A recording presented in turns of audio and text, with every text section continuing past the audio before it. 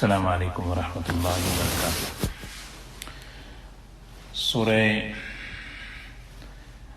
سورہ نساء کی آیت نمبر 19 سے انشاءاللہ شروع کرنا ہے۔ اعوذ باللہ من الشیطان الرجیم، بسم اللہ الرحمن الرحیم۔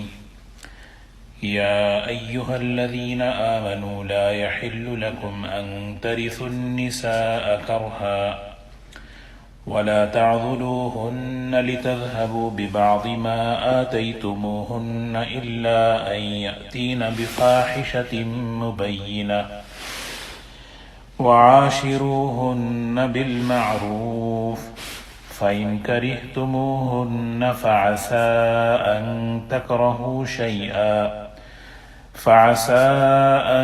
تكرهوا شيئا ويجعل الله فيه خيرا كثيرا وإن أردتم استبدال زوج مكان زوج وآتيتم إحداهن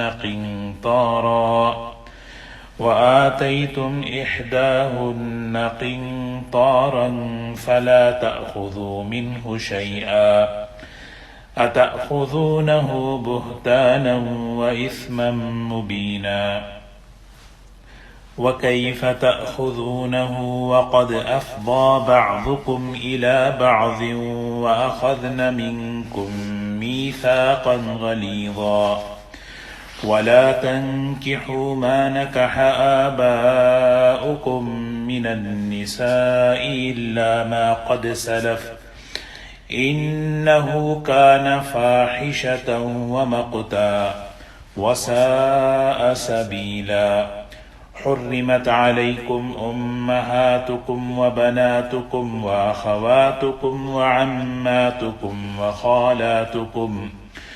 وخالاتكم وبنات الأخ وبنات الأخت وأمهاتكم اللاتي أرضعنكم وأخواتكم من الرضاعة وأمهات نسائكم وربائبكم اللاتي في حجوركم من نسائكم اللاتي دخلتم بهن فإن لم تكونوا دخلتم بهن فلا جناح عليكم وحلائل أبنائكم الذين من أصلابكم وأن تجمعوا بين الأختين إلا ما قد سلف إن الله كان غفورا رحيما صدق الله العظيم۔ یہ سورہ نساء کی آیت نمبر 19 سے انشاءاللہ آج کا درس شروع کرنا ہے۔ ان آیات میں اللہ تبارک و تعالی نے جاہلیت کے زمانے میں عورتوں کے ساتھ جو زیادتیاں ہوا کرتی تھیں، ان کے ساتھ جو ظالمانہ برتاؤ کیا جاتا تھا، اللہ تعالیٰ نے اس کو ذکر فرمایا اور اس کی اصلاح فرمائی۔ اللہ تعالیٰ کا کتنا بڑا احسان ہے، کرم ہے کہ اللہ تعالیٰ نے حضور اکرم صلی اللہ علیہ وسلم کے ذریعے، قرآن پاک کے ذریعے ان تمام رسومات کی، ان تمام عادتوں کی اصلاح فرمائی جس کی وجہ سے عورتیں جو ہے ظلم کا شکار ہوتی تھی، اور اللہ تعالیٰ نے عورتوں کے طبقے پر اس معاملے میں بہت بڑا احسان فرمایا ہے۔ اگر ہم غور کریں کہ اسلام سے پہلے جاہلیت میں کیسی کیسی زیادتیاں عورتوں پر ہوتی تھی، سورہ نساء ہے اور اسی مناسبت سے وہ باتیں چل رہی ہیں کہ جیسے جاہلیت کے زمانے میں ایک بگاڑ یہ تھا کہ کسی شخص کے مرنے کے بعد جو شخص دوسرے سامان کا وارث قرار پاتا یعنی اس کی بیوی بھی اس کی وارث بن جاتی، یعنی کسی عورت کے شوہر کا انتقال ہو جائے تو شوہر کے جو رشتہ دار ہوا کرتے تھے اس عورت کے معاملے میں وہ منمانی کرتے تھے، دل چاہتا تو عورت کے ساتھ خود نکاح کر لیتے یا جس کے ساتھ چاہتے زبردستی نکاح کرا دیتے یا اس کو قیدی بنا کر رکھتے تھے۔ جس طرح مال کا مالک بن کر مال کے وارث بن جاتے تھے، اس طرح عورت کے شوہر کے جو وارثین ہوا کرتے تھے وہ اس عورت کے جو ہے وارث بن جاتے تھے۔ اللہ تعالیٰ نے اسی بات کو فرمایا، یا ایھا الذین آمنوا، اے وہ لوگوں جو ایمان لا چکے ہو، تمہارے لیے یہ حلال نہیں، جائز نہیں، لا یحل لکم ان ترثوا النساء کرہا، کہ تم زبردستی عورتوں کو میراث بنا لو، عورتوں کی جان کے، ان کے مال کے زبردستی تم مالک بن جاؤ، عورتوں کے زبردستی مالک بننا، کہ کسی کا انتقال ہو جائے تو جس طرح وارثین اس کی دولت کے مالک بنتے تھے، اس طرح عورت کو بھی جو ہے نا اس کی میراث سمجھا جاتا تھا۔ جس طرح مال وراثت کی چیز ہے، اس طرح عورت بھی وراثت کی چیز سمجھی جاتی تھی۔ مال کے مالک بن جانا یہ سمجھ میں آتا ہے، لیکن عورت کا مالک بن جانا کہ وہ عورت اس کے حکم کے بغیر، ان وارثین کے حکم کے بغیر کوئی کام نہیں کر سکتی تھی، نہ نکاح کر سکتی تھی۔ بعض مرتبہ ایک یہ بھی بری عادت تھی کہ سوتیلا بیٹا اپنے باپ کی منکوحہ سے نکاح کر لیتا تھا۔ تو جب آدمی کسی چیز کو ملکیت سمجھتا ہے تو پھر اس پر اپنا حق جتاتا ہے۔ اللہ تعالیٰ نے فرمایا، لا یحل لکم ان ترثوا النساء کرہا، عورت کوئی سامان نہیں ہے کہ تم اس کے مالک بن بیٹھو، وہ آزاد ہے، اپنے فیصلے میں آزاد ہے۔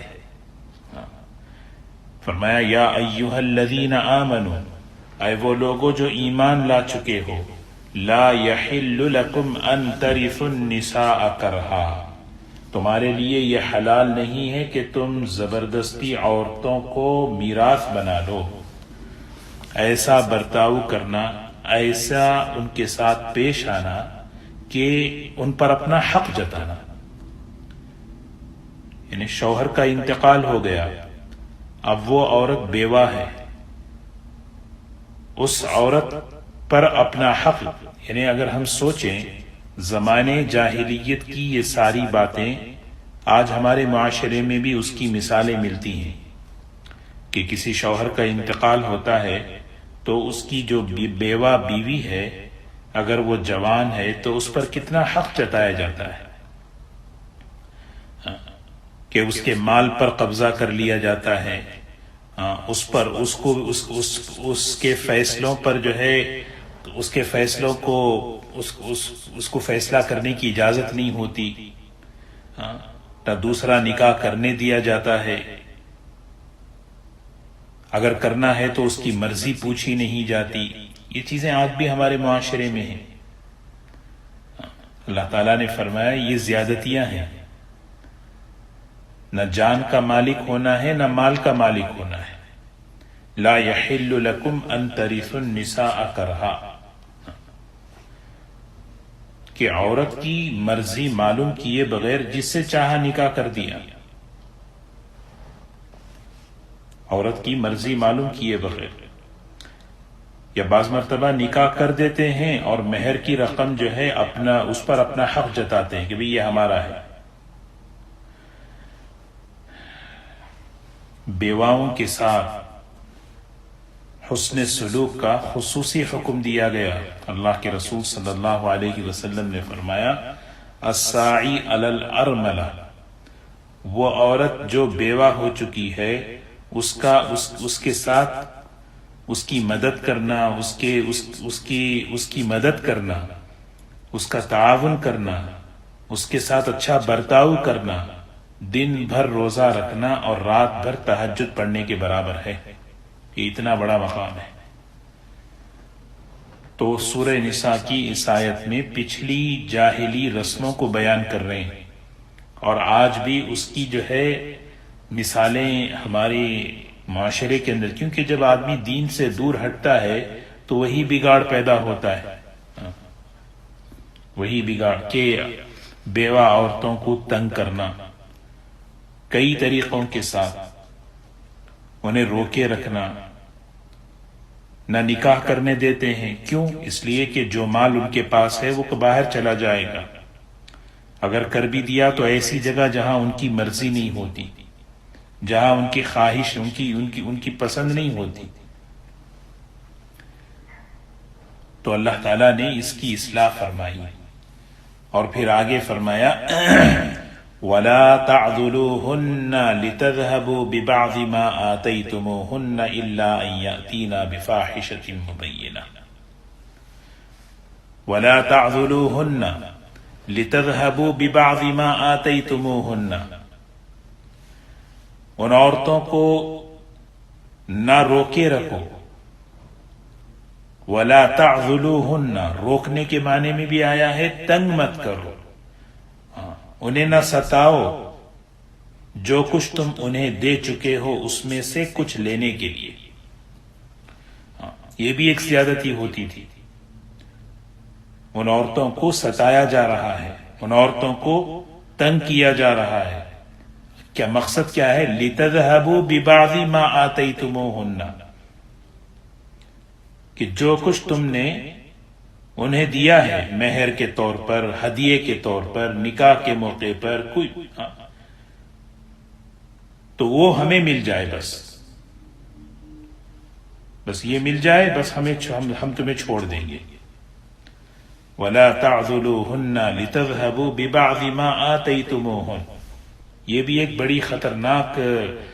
ایک بڑا خطرناک جو ہے نا، یہ ظلم ہوتا تھا کہ عورت کو جو ہے تنگ کر رہے ہیں، بیوہ عورت کو روکے رکھے ہیں، انہیں ستا رہے ہیں کہ ہمارے گھر کا مہر کی شکل میں، ہدیے کی شکل میں جو کچھ تمہارے پاس ہے وہ واپس کرو، پھر تم جاؤ۔ اللہ تعالیٰ نے فرمایا یہ تو اس کی اجازت ہی نہیں ہے، کوئی صورت ایسی نہیں کہ واپس لیں۔ عورت اپنے شوہر سے طلاق چاہتی ہے مہر معاف کر کے، عورت عام طور پر یہ سمجھا جاتا ہے کہ مال دے کر جو ہے طلاق لے لیں، خلا لے لیں، یہ شوہر کے لیے جائز نہیں ہے۔ مرد کو معاوضہ وصول کرنا اس وقت جائز ہے جبکہ مرد کی کوئی زیادتی نہ ہو، شوہر کی طرف سے کوئی بات نہیں ہے، مگر عورت بلا وجہ خلا چاہتی ہے، وہ ایک شکل ہے کہ مہر کے بدلے یا مال کے بدلے وہ خلا دے سکتا ہے، طلاق دے سکتا ہے۔ اس کے علاوہ کوئی صورت ایسی نہیں ہے کہ جو مہر کو معاف کرانا، مہر زبردستی لینا۔ وَلَا تَعْضُلُوهُنَّ لِتَذْهَبُوا بِبَعْضِ مَا آتَيْتُمُوهُنَّ، الا مگر یہ کہ أَن يَأْتِينَ بِفَاحِشَةٍ مُبَيِّنَةٍ، وہ کھلی ہوئی بے حیائی کا کام کریں۔ اگر عورت کوئی کھلی ہوئی نافرمانی کر لے، بے حیائی کا کام کر لے، تو پھر نباہ کی اور کوئی صورت نہ ہو تو پھر اجازت ہے کہ تم اس عورت سے مہر کے بدلے میں خلا دے دے۔ بفاحشۃ مبینہ، کھلی ہوئی بے حیائی اگر ہو، ورنہ تو جو ہے کسی صورت میں مہر واپس لینے کی اجازت ہی نہیں ہے۔ تو جاہلیت کے زمانے میں عورتوں کے ساتھ یہ زیادتیاں ہوا کرتی تھیں، انہیں تنگ کرنا، انہیں ستانا۔ بعض مرتبہ آج بھی جو ہے میاں بیوی کے درمیان زبردست اختلاف ہوتا ہے، اور اس اختلاف کی شکل میں عورت مجبور ہو کر یہاں کے کورٹ سے ڈیورس فائل کے یہاں کے کورٹ میں ڈیورس فائل کرتی ہے، لیکن شوہر دینا نہیں چاہتا۔ ہاں اگر کوئی غلطی اس کی نہ ہو تو پھر سمجھ میں آئے. بعض مرتبہ شوہر کی طرف سے زیادتیاں ہوتی ہیں، شوہر کی طرف سے ظلم ہوتا ہے کئی شکلوں میں، اور اس میں ایک شکل یہ ہے کہ اس کو طلاق نہیں دیتا، اس کو لٹکائے رکھتا ہے. اللہ تعالیٰ نے ان تمام مفاسد کی اصلاح فرمائی ہے جو اسلام سے پہلے ہوا کرتے تھے. یہ ساری شکلیں ہیں جو ایک عورت پر ظلم ہوتا ہے، اس کی جان پر، اس کے مال پر. اس کا مطلب یہ نہیں کہ نکاح میں آ جائے تو آدمی اس کو اپنی ملک سمجھے، اپنے اس کا مالک بن جائے، نہیں. اسی لیے اللہ کے رسول صلی اللہ علیہ وسلم نے فرمایا وہ اللہ کی بندیاں ہیں، تمہاری نوکرانی نہیں ہے کہ ان پر جو ہے جس طرح مال پر اپنا حق جتاتے ہو اس طرح ان پر حق جتا کر ان پر زیادتی کرو.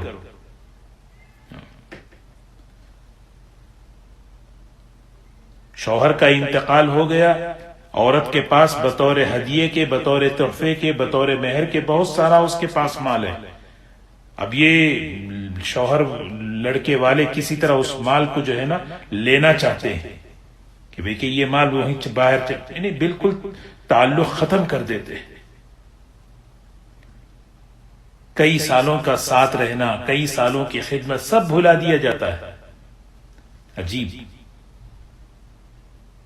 تو اللہ تبارک و تعالیٰ اس کی اصلاح فرما رہے ہیں. یا ایھا الذین آمنوا لا یحل لکم ان ترثوا النساء کرہا ولا تعضلوہن لتذہبوا ببعض ما آتیتموہن. عورتوں کو اپنی مرضی، عورتوں کو ان کی یعنی ان کی خواہش کا، ان کی مرضی کا نکاح کرنے سے نہیں روکنا چاہیے کہ جہاں ہم چاہیں گے وہاں نکاح ہوگا، جہاں جیسے ہم چاہیں نہیں. الا ان یاتین بفاحشۃ مبینہ. ہاں اگر کسی خاتون سے کھلی ہوئی بے حیائی کا کام ہو جائے تو پھر اس کو روکے رکھو، اور اس کو جو ہے اگر چھوڑنا ہے تو مہر کے بدلے، مال کے بدلے لینے کی اجازت ہے. پھر آگے اللہ تبارک و تعالی نے ایک بہترین اصول بتایا، وعاشروہن بالمعروف. جہاں تک ہو سکے عورتوں کے ساتھ، بیویوں کے ساتھ اچھائی کا، حسن سلوک کا، خوبی کا معاملہ کرو. کسی بھی معاملے میں ان کی حق تلفی نہ ہو، ان کے ساتھ زیادتی نہ ہو. وعاشروہن بالمعروف. معروف میں کیا ہے؟ انہیں نہ ستاؤ، انہیں تنگ نہ کرو. عورتوں کے ساتھ اچھے انداز، بھلے انداز کے ساتھ، اچھے اخلاق کے ساتھ، محبت کے ساتھ زندگی گزارنا ہے. خوشگوار زندگی، ازدواجی زندگی خوشگوار ہونی چاہیے. نبی کریم صلی اللہ علیہ وسلم نے اپنے عمل سے، اپنے قول سے اس کو پیش کیا. وعاشروہن بالمعروف. حضور اکرم صلی اللہ علیہ وسلم نے فرمایا تم میں سب سے بہتر آدمی وہ ہے جو اپنے گھر والوں کے ساتھ بہتری کا معاملہ کرے، اور میں اپنی تمام گھر والیوں کے ساتھ اچھائی کا معاملہ کرتا ہوں. خیرکم خیرکم لأہلی وانا خیرکم لأہلی. ایک جگہ فرمایا استوصوا بالنساء خیرا. میری نصیحت قبول کر لو عورتوں کے بارے میں، میری وصیت قبول کر لو عورتوں کے بارے میں کہ ان کے ساتھ ہمیشہ اچھا سلوک کرو. بیوی کے ساتھ اچھا سلوک کرنا یہ صدقہ فرمایا. صدقے کا مطلب اس میں ثواب ہے. وعاشروہن بالمعروف. کتنا مختصر سا جملہ ہے کہ ان عورتوں کے ساتھ رہن سہن کیسا ہو؟ بھلے انداز میں ہو، اخلاق کے ساتھ ہو، محبت کے ساتھ ہو، درگزر کے ساتھ ہو، معافی کے ساتھ ہو. کیونکہ گھر کی زندگی بنیاد ہے. بعض مرتبہ میاں بیوی میں دل نہیں ملتا، کوئی چیز پسند نہیں آتی. ماں باپ نے نکاح کرا دیا کہ بھئی کہ اس کا کوئی عمل ہمیں پسند نہیں آ رہا، اس کا کوئی مزاج پسند نہیں آ رہا. اب نکاح ہو گیا، کیا کریں؟ ایک مزاج، ایک چیز نہیں سمجھ میں آ رہی، کہ کوئی چیز پسند نہیں آ رہی، تو کیا اس چیز کو ختم کر دیں؟ یہ چیز تو ایسا نہیں ہے. اللہ تعالیٰ بتا رہے ہیں خیر چاہتے ہو، برکتیں چاہتے ہو اپنے گھروں میں، اپنے رشتوں میں، کیا کرو؟ فَإِن كَرِهْتُمُوهُنَّ فَعَسَىٰ أَن تَكْرَهُوا شَيْئًا وَيَجْعَلَ اللَّهُ فِيهِ خَيْرًا كَثِيرًا. ایک بات تمہیں پسند نہیں آ رہی ہے، کبھی کسی کی جو ہے زیادہ بولنا پسند نہیں آ رہا، کبھی کسی کا جو ہے کوئی عمل پسند نہیں آ رہا، کبھی کسی کا کوئی مزاج پسند نہیں آ رہا. اگر تمہیں ایک بات پسند نہیں آ رہی، فَإِن كَرِهْتُمُوهُنَّ، اگر وہ تمہیں ناپسند ہو سکتا ہے تو کسی بھی وجہ سے، بعض مرتبہ صورت پسند نہیں ہے، بعض مرتبہ زبان کے اعتبار سے آدمی پریشان ہے، بعض مرتبہ کئی چیزیں ہو سکتی ہیں. فَإِن كَرِهْتُمُوهُنَّ، تو پسند ناپسند ہونے کی وجہ سے کیا انہیں تنگ کریں؟ کیا انہیں چھوڑ دیں؟ نہیں. فرمایا فَعَسَىٰ أَن تَكْرَهُوا شَيْئًا، ہو سکتا ہے تمہیں ایک چیز ناپسند ہو لیکن پھر بھی نبھا لو. کیوں؟ اس لیے کہ وَيَجْعَلَ اللَّهُ فِيهِ خَيْرًا كَثِيرًا، اللہ اس میں بہت بڑی خیر رکھے ہیں. ایک بہت بڑی حکمت کی بات اللہ تعالیٰ سمجھا رہے ہیں. بہت بڑی خیریں وجود میں آتی ہیں اگر میاں بیوی آپس میں ایک دوسرے کو برداشت کر کے ایک دوسرے کی ناپسند کو درگزر کر دیں. مجھے فلاں کی، مجھے ان کی یہ چیز پسند نہیں، مجھے ان کا یہ مزاج پسند نہیں. اللہ تعالیٰ نے مختلف مزاج بنائے، مختلف، بس لیکن بھلائی کس میں ہے؟ چھوڑ دینے میں یا تنگ کرنے میں یا ستانے میں؟ نہیں. فرمایا بہت بڑی خیر کیسے تمہیں ملے گی؟ بس تم ایک کام یہ کرو کہ نبھا لو. وہ نبھانے کے لیے کیا ہے؟ کئی چیزیں، خوبیاں دیکھنی ہیں. خامیاں تو ہر انسان کے اندر ہوتی ہیں، لیکن جب انسان خوبی کو دیکھے، حضرت عمر رضی اللہ تعالیٰ عنہ کے پاس ایک صاحب آئے. اس موقع پر حضرت عمر رضی اللہ تعالیٰ عنہ کی بیوی تھوڑا سا جو ہے اونچی آواز میں بات کر رہی تھی. تو وہ صحابی پریشان ہوئے کہ یہ آپ. تو حضرت عمر رضی اللہ تعالیٰ عنہ نے فرمایا میں تم ایک چیز یہ دیکھ، تم نے سنی ہے، لیکن میں ان کی خوبیاں بتاؤں. وہ خوبیاں کیا ہیں؟ یہ میرے بچوں کا خیال رکھتی ہیں، یہ میرے کپڑوں کا خیال رکھتی ہیں، یہ میرے لیے کھانے کا خیال رکھتی ہیں. میاں بیوی میں محبت مضبوط ہو، دعاؤں کے ساتھ ساتھ ایک عمل یہ بھی ہونا ہے. دعاؤں کے ساتھ ساتھ وہ عمل کیا ہے کہ خوبیوں کو تلاش کرنا. خوبیاں کیا ہیں؟ یہ آدمی کے یہ ہمارے دلوں میں محبتیں پیدا کرتی ہیں. یہ محبت، یہ اندر سے جوڑ پیدا کرتی ہیں.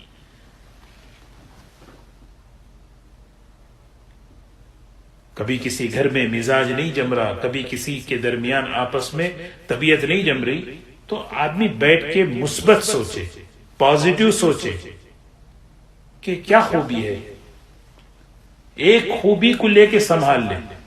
وہی تو کہہ رہے ہیں فَعَسَىٰ أَن تَكْرَهُوا شَيْئًا وَيَجْعَلَ اللَّهُ فِيهِ خَيْرًا كَثِيرًا. گھریلو زندگیوں کی حفاظت کا کیسا بہترین نسخہ ہے. ایک بات تمہیں پسند نہیں آ رہی ہے لیکن پھر بھی کیا کر رہے ہیں؟ نہیں بھائی یہ خوبی ہے ان کے اندر، یہ خوبی ہے ان کے اندر. اب اس کو نبھا لیا، اور نبھانے میں کیا وعدہ کیا ہے؟ وَيَجْعَلَ اللَّهُ فِيهِ خَيْرًا كَثِيرًا. اللہ نے اس میں بڑی خیر رکھی ہے، بہت بڑا خیر اللہ نے رکھا. آدمی سوچے تو کیسے، یعنی مطلب پھر آگے ایک اور چیز کو بیان فرمایا وَإِنْ أَرَدْتُمُ اسْتِبْدَالَ زَوْجٍ مَكَانَ زَوْجٍ وَآتَيْتُمْ إِحْدَاهُنَّ قِنْطَارًا فَلَا تَأْخُذُوا مِنْهُ شَيْئًا أَتَأْخُذُونَهُ بُهْتَانًا وَإِثْمًا مُبِينًا. ظلم کی، زیادتی کی ایک شکل یہ بھی ہوتی تھی. مثال کے طور پر بیوی پسند نہیں آئی، اس کی کوئی بات سمجھ میں نہیں آ رہی، پسند نہیں آ رہی، اور وہ جو ہے اس کو چھوڑنا چاہ رہا ہے اور اس کے بدلے میں دوسری عورت سے نکاح کرنا چاہ رہا ہے. تو اب دوسری عورت سے نکاح کرنا ہے تو اسلام نے اجازت دی ہے شرائط کے ساتھ. حقوق ادا کر سکتے ہیں، انصاف کر سکتے ہیں، تو پھر آدمی آگے بڑھے. لیکن پہلی بیوی پر تہمت لگا کر، پہلی بیوی پر الزام لگا کر، پہلی بیویوں کی برائیاں نکال کر اور ایسی برائیاں جو اس میں نہیں ہیں بہتان لگا کر، نہیں یہ ایسی ہے، نہیں وہ ایسی ہے، صرف اس وجہ سے کہ مجھے وہ دوسری عورت سے، دوسری سے نکاح کرنا ہے، یہ چیز پہلے زمانے میں ہوا کرتی تھی. تو اللہ تبارک و تعالیٰ نے اس کو بھی بیان فرمایا. اب دیکھیں معاشرے کے اندر آج بھی وہ اس کی مثالیں ملتی ہیں. وَإِنْ أَرَدْتُمُ اسْتِبْدَالَ زَوْجٍ مَكَانَ زَوْجٍ، ایک عورت نکاح میں ہے اور وہ عورت جو ہے اپنی زندگی لگا دی خدمت میں، اطاعت میں، کوئی کسر نہیں چھوڑی، لیکن اب بس کیا ہے، وہ دوسری پسند آ گئی ہے، بغیر کسی قصور کے اس کو طلاق دے رہے ہیں. اور طلاق کا طلاق کیوں، وجہ کیا ہے کہ بھئی کہ ہمیں دوسرا نکاح کرنا ہے. ایسا نہ کرو، اس پہ زیادتی ہے. اور الزام لگایا جا رہا ہے، کیوں؟ اس لیے کہ اگر ایسے ہی طلاق دیں گے تو مہر دینا پڑے گا. الزام لگا رہے ہیں تاکہ مہر بھی ہمارا بچ جائے. یہ جاہلیت میں یہ طریقے ہوا کرتے تھے. تو اللہ تبارک و تعالیٰ فرما رہے وَإِنْ أَرَدْتُمْ اسْتِبْدَالَ زَوْجٍ مَكَانَ زَوْجٍ، اگر تم ایک بیوی کے بجائے دوسری بیوی کو لانا چاہتے ہو، وَإِنْ أَرَدْتُمُ اسْتِبْدَالَ زَوْجٍ مَكَانَ زَوْجٍ وَآتَيْتُمْ إِحْدَاهُنَّ قِنْطَارًا، اور پہلے سے تم اس کو بہت سا مال دے چکے ہو، بہت سا مال دے دیا ہے، مہر میں، تحفے میں. اب فکر یہ ہے کہ اب اگر اس کو چھوڑوں گا تو مال چلا جائے گا، یہ مال مجھے واپس کیسے ملے، یہ مہر مجھے واپس کیسے ملے. جیسے میں نے پہلے عرض کیا، بڑی شرم کی بات ہے شوہر کے لیے کہ شوہر مہر دے کر واپس لینے کا سوچے. کوئی شکل ایسی نہیں ہے کہ شوہر جو ہے مہر دے کر واپس لے، سوائے ایک کہ الا ان یاتینا بفاحشۃ مبینہ. ایک یہ ہے کہ کوئی عورت سے بڑا گناہ ہو جائے، بے حیائی کا کام ہو جائے، وہ اگر چھوڑنا چاہ رہا ہے تو پھر وہ اسے اجازت ہے کہ مال کے بدلے میں چھوڑ دے. تو اللہ تعالیٰ فرما رہے وَآتَيْتُمْ إِحْدَاهُنَّ قِنْطَارًا فَلَا تَأْخُذُوا مِنْهُ شَيْئًا، تو ان سے کچھ مت لو. اپنا دیا ہوا مہر، اپنے دیے ہوئے ہدیے، اپنے دیے ہوئے تحفے ان سے مت لو. اللہ تعالیٰ فرما رہے أَتَأْخُذُونَهُ بُهْتَانًا وَإِثْمًا مُبِينًا، کیا تم اسے بہتان لگا کر اور کھلم کھلا گنہگار بنا کر تم اس سے مال لینا چاہتے ہو؟ بہتان لگانا کتنا بڑا گناہ ہے.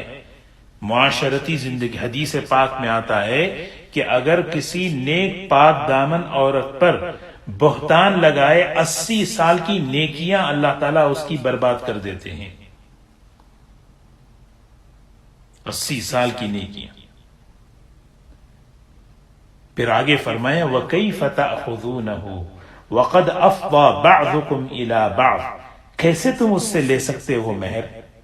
مہر دینے کی چیز ہے، خوش دلی سے دینا ہے، اللہ کی طرف سے ایک تحفہ، ایک انعام ہے اس عورت کے لیے نکاح کے موقع پر شوہر کی طرف سے جو اللہ نے دلوایا ہے. اب شوہر سوچے کہ وہ مہر مجھے واپس ملے، میری چیزیں واپس ملے. کیف تأخذونہ، کیسے تم لے سکتے ہو؟ تمہارا دل آخر کیسے اس کی اجازت دے گا کہ تم دیے ہوئے مہر کو واپس لو؟ سوچنا چاہیے کہ تم نے اس عورت کے ساتھ زندگی گزاری ہے، زندگی تم نے ساتھ گزاری. وقد افضى بعضكم الى بعض، تم آپس میں ایک رہ چکے ہو، زندگی گزر چکی ہے، رات اور دن گزر چکے ہیں. وَأَخَذْنَا مِنْكُمْ مِيثَاقًا غَلِيظًا، اور تم سے ایک زبردست عہد لیے، مضبوط عہد، ان عورتوں نے تم سے ایک پختہ عہد لیا ہے، یعنی نکاح تم سے ہوا ہے. کیف تأخذونہ وقد افضى بعضکم الى بعض واخذنا منکم میثاقا غلیظا. نکاح کیا، زندگی گزری، پھر اس عورت کو چھوڑنا چاہ رہے ہیں، اور صرف دوسرے نکاح کی وجہ سے اس عورت پر زیادتی کرنا، اس عورت پر جو ہے الزام لگانا، یہ سب جو ہے یہ اللہ تبارک و تعالی جاہلیت کے رسموں کی اصلاح فرما رہے. لیکن آج افسوس یہ ہے کہ آج ہمارے معاشرے کے اندر بھی اس کی مثالیں ہمیں نظر آتی ہیں. مہر کے معاملے میں بڑی زبردست کوتاہیاں ہیں. مہر زبردستی معاف کرایا جاتا ہے، مہر دیا نہیں جاتا، مہر کم کر دیا جاتا ہے. عورت پر، بیوی پر مختلف قسم کی جو ہے نا، خاص طور پر وہ عورت جو بیوہ ہو جاتی ہے اس پر مختلف قسم کے جو ہے یعنی سسرال کی طرف سے زیادتیاں، دباؤ. یا ایھا الناس اتقوا ربکم، تقوی نہیں ہوتا ہے، اللہ کا ڈر نہیں ہوتا ہے، تو پھر یہ ساری چیزیں جو ہے نا، یہ چیزیں جو ہے وجود میں آتی ہیں. مہر جو دیا ہوا ہے وہ واپس لینا جائز نہیں ہے کسی بھی شکل میں، کسی بھی صورت میں. ہاں، اللہ تعالیٰ نے فرمایا فَلَا تَأْخُذُوا مِنْهُ شَيْئًا، ان سے کوئی چیز مت لو. أَتَأْخُذُونَهُ بُهْتَانًا وَإِثْمًا مُبِينًا، اتنا گر گیا آدمی کہ بہتان تہمت لگا کر مال واپس لے رہا ہے. وَلَا تَنْكِحُوا مَا نَكَحَ آبَاؤُكُم مِّنَ النِّسَاءِ إِلَّا مَا قَدْ سَلَفَ إِنَّهُ كَانَ فَاحِشَةً وَمَقْتًا وَسَاءَ سَبِيلًا. جاہلیت کی ایک رسم یہ بھی تھی، کیا تھی؟ کہ جن عورتوں سے نکاح حرام ہے ان عورتوں سے نکاح کر لیتے تھے. کن عورتوں سے نکاح جائز نہیں ہے، حرام ہے، اس کی فہرست بیان فرما رہے اللہ تعالیٰ. لیکن جاہلیت میں کیا تھا کہ نکاح یعنی مطلب سوتیلی ماں سے نکاح ہو رہا ہے، ایک بہن کے نکاح میں رہتے ہوئے دوسری بہن سے نکاح ہو رہا ہے، یعنی یہ ساری چیزیں اللہ تبارک و تعالیٰ فرما رہے وَلَا تَنْكِحُوا مَا نَكَحَ آبَاؤُكُمْ، جن عورتوں سے تمہارے باپ نکاح کر چکے ہیں تم ان سے نکاح نہ کرنا، نکاح نہ کرنا. وَلَا تَنْكِحُوا مَا نَكَحَ آبَاؤُكُمْ مِنَ إِلَّا مَا قَدْ سَلَفَ، ہاں مگر جو گزر چکا، اس معاملے میں جو کوتاہی ہو چکی وہ ہو چکی، وہ تو نادانی میں اس کو تو معاف کر دیا گیا. انہو کان فاحشۃ ومقتا وساء سبیلا، تین باتیں اللہ تعالیٰ فرما رہے ہیں. انہو کان فاحشۃ ومقتا، بے شک یہ کھلی ہوئی بے حیائی کا کام ہے، نہایت بے شرمی کا کام ہے، اللہ کی ناراضگی کا سبب ہے.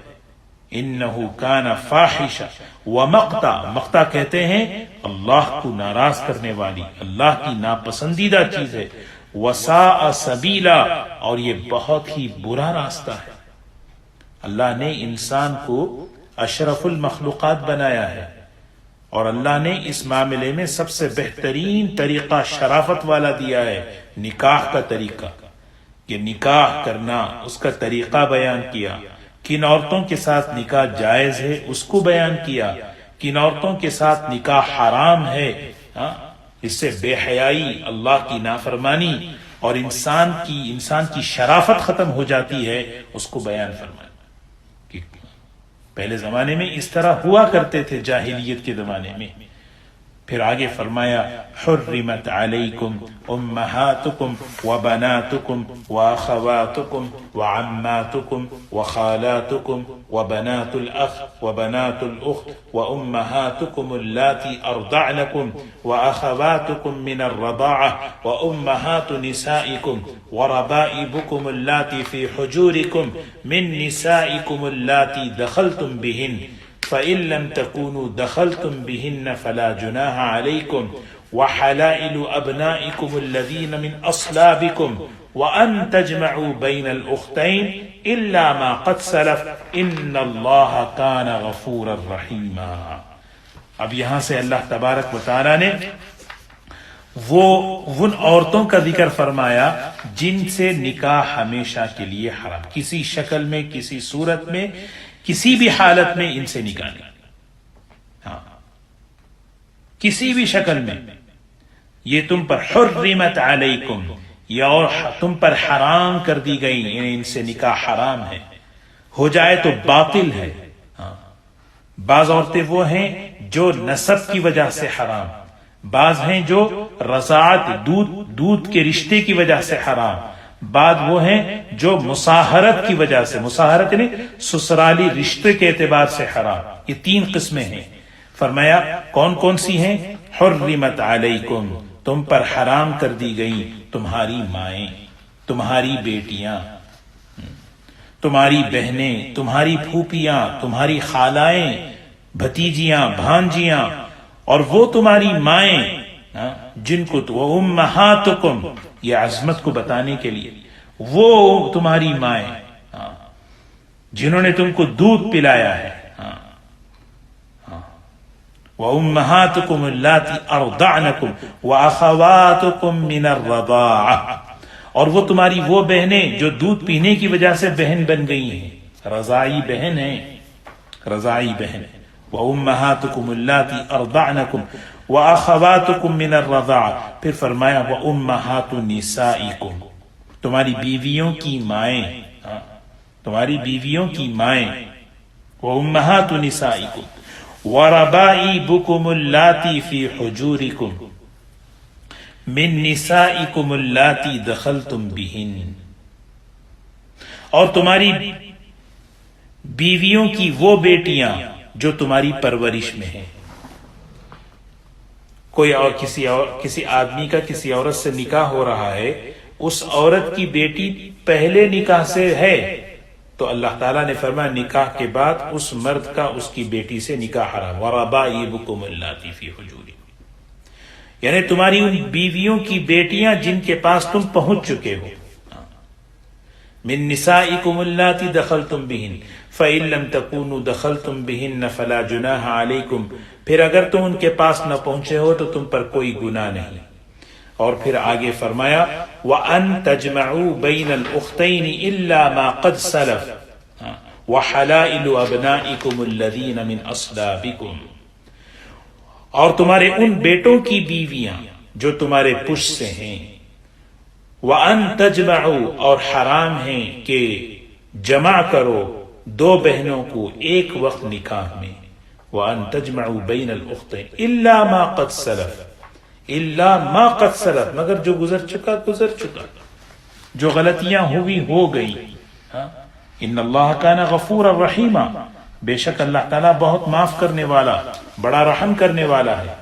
اللہ تعالیٰ حضور اکرم صلی اللہ علیہ وسلم کے پاس ایک صحابی آئے، کہنے لگے اللہ کے رسول صلی اللہ علیہ وسلم، دو بہنیں میرے نکاح میں کیا کروں؟ فرمایا آپ نے فرمایا کہ ایک کو طلاق دے دو اور ایک کو باقی رکھ لو۔ چنانچہ وہ صحابی نے اسے ہی کیا۔ تو اس حکم کے نازل ہونے سے پہلے، اسلام کے آنے سے پہلے جو چیزیں ہوا کرتی تھی، اللہ نے فرمایا اس کو تو وہ تو درگزر ہے، وہ تو معاف ہے۔ اللہ تعالیٰ نے ایک معاشرتی پاکیزہ زندگی اللہ نے دی ہے، کیونکہ اللہ نے ہمیں اشرف المخلوقات بنایا، تو ہمیں جو طریقہ دیا گیا وہ بہت ہی پاکیزہ، بہت ہی شرافت والا نکاح۔ کہ نکاح کن سے؟ آگے فرمایا والمحصنات من النساء الا ما ملکت ایمانکم۔ انشاءاللہ 5واں پارہ شروع کرنا ہے، اگلے ہفتے انشاءاللہ شروع کریں گے۔ اللہ تبارک و تعالی ہم سب کو عمل کی توفیق نصیب فرمائے۔ آج کی جو آیات پڑھی گئی ہیں اس میں سب سے بڑا آج کا جو سبق ہے وہ یہ ہے کہ جاہلیت کے زمانے میں عورتوں کے ساتھ جو زیادتیاں، جو ظلم ہوا کرتا تھا مختلف طریقوں سے، وہ اصل میں جو ہے، اگر اس کی روشنی میں ہم آج اپنے گھریلو زندگی کا، ازدواجی زندگی کا جائزہ لینا ہے کہ ہاں لے کر جو ہے اللہ تعالیٰ نے گھر کی زندگی کو ایک بنیاد بنایا ہے خاندان کے بننے کا، معاشرے کے بننے کا۔ تو ہمارا گھر جو ہے اس گھر میں، گھریلو زندگی میں، ازدواجی زندگی میں خوشگوار ہو، برکتیں ہوں، اس کی سب سے بڑی بنیاد انصاف ہے، عدل ہے، اور اس میں اور آگے بڑھیں تو احسان ہے۔ ہماری گھر کی زندگی میں آپس میں میاں بیوی ایک دوسرے کے ساتھ انصاف کریں، احسان کریں، اپنا برتاؤ، اپنا رہن سہن اچھے طریقے سے، اخلاق کے ساتھ، محبت کے ساتھ، درگزر کے ساتھ اگر ہو، انشاءاللہ اس کی بڑی خیریں، بڑی برکتیں اللہ تعالی ہماری زندگیوں میں عطا فرمائیں گے، ہماری اولاد کی شکل میں، ہماری نسلوں کی شکل میں، مختلف شکلوں میں اللہ تعالیٰ اس کی خیریں۔ اللہ کہہ رہے وَيَجْعَلَ اللَّهُ فِيهِ خَيْرًا كَثِيرًا، سوچیں اللہ خود کہہ رہے ہیں خیر کثیر۔ اللہ جس چیز کو خیر کثیر فرمائے، سوچیں کتنی بڑی چیز ہوگی۔ تو چھوٹی چھوٹی چیزوں کو بنیاد بنا کر، چھوٹی چھوٹی ناپسند چیزوں کو بنیاد بنا کر رشتوں کو خراب کر لینا، رشتوں کو توڑ لینا، یعنی طلاق کی بات کرنا، طلاق کا مطالبہ کرنا، یہ بالکل مناسب نہیں ہے۔ چیزیں آتی ہیں، چیزیں ہوتی ہیں، بیٹھ کر سوچے کہ یہ چیز آئی ہے تو اس میں خوبی کیا ہے، میرے شوہر کے اندر کیا خوبیاں ہیں، کہ بیوی کے اندر کیا خوبیاں ہیں، ان خوبیوں کو دیکھ کر سوچے کہ ان خامیوں کو کیا میں معاف کر سکتا ہوں، ان خامیوں کی کیا اصلاح ہو سکتی ہے، موقع دے، نبھائے، بڑی خیریں اللہ لائیں گے، بہت بڑی برکتیں اللہ خود کہہ رہے ہیں۔ ہم لوگ اپنے گھروں کے ماحول کو خوشگوار بنانے کے لیے وظیفے پڑھتے ہیں، وظیفوں کے ساتھ ہمیں پریکٹیکلی کچھ عمل کرنا ہے۔ وہ عمل یہ ہے کہ ہم جو ہے میاں بیوی آپس میں اپنے رشتے کو مضبوط کرنے کے لیے ایک دوسرے کی خوبیوں کو یاد رکھنا۔ حضور اکرم صلی اللہ علیہ وسلم حضرت خدیجہ رضی اللہ تعالی عنہا کی کیسے اپریشیٹ کرتے تھے، دنیا سے جانے کے بعد بھی ان کے بارے میں یاد کرتے تھے